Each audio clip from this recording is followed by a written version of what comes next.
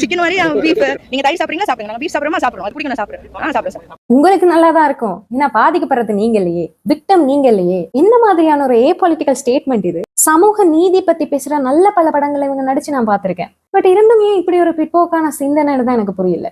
இவங்க மட்டும் இல்ல, நிறைய சமூக நீதியை பத்தி பேசுற ஆர்வலர்கள், உரிமை மறுப்புக்கு எதிராக குரல் கொடுக்கறவங்க, இவங்கெல்லாம் விலங்குரிமைய ஒரு பொருட்டா கூட பாக்குறது இல்ல. மனிதனுமே ஒரு விலங்கு தான்.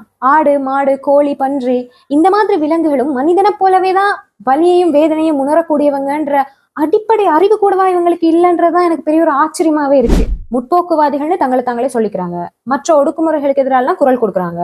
சாதியவாதம், மதவாதம், இனவாதம், பாலினவாதம் போலத்தான் விலங்கினவாதமும் சமூகத்துல இருக்கிற ஒடுக்குமுறைன்னு சொன்னா வேணும்னே காதுகளை பொத்திக்கிறாங்க. அது எப்படி ஒரு முற்போக்குவாதிக்கு சிக்கன், மட்டன், பீஃப், போக், ஃபிஷ் இதெல்லாம் ஒரு வலியுணரும் உயிரை கொன்னுதான் எடுக்கிறாங்கன்றது தெரியாம இருக்கும். ஒரு அம்மா தன்னோட குழந்தைக்கு சுரந்த பாலை திருடிதான் நம்ம குடிக்கிறோன்றது புரியாம இருக்கும். பால் பண்ணைகள்ல மாடுகளுக்கு சின ஊசி குத்திரம் என்ற பேர்ல நடக்கிற அந்த செயல்முறை ஒரு ரேப் தான் அப்படிங்கிறது எப்படி இவங்களுக்கு புரியாம இருக்கும்? எந்த தப்புமே பண்ணாத விலங்குகளை கூடுகள்லையும் கூண்டுகள்லையும் தொட்டிகள்லையும் மடிச்சு வைக்கிறது தப்புன்னு ஒரு முற்போக்குவாதிக்கு எப்படி புரியாம இருக்கும்? மதம், கலாச்சாரம் என்ற பேர்ல மனிதனை மட்டும் இல்ல விலங்குகளை அடிமைப்படுத்துறதும் தப்புதான்னு ஒரு முற்போக்குவாதிக்கு எப்படி புரியாம இருக்கும்? கேட்டா ரேஷனல்ஸ்னு சொல்லிக்கிறீங்க.